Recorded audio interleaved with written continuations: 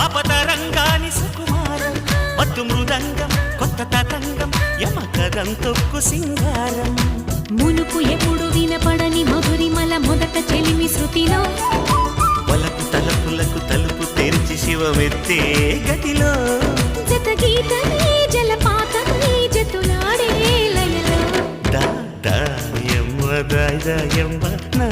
ఒళ్ళు దాక్కువమ్మ గాలైనా చేరలేదమ్మా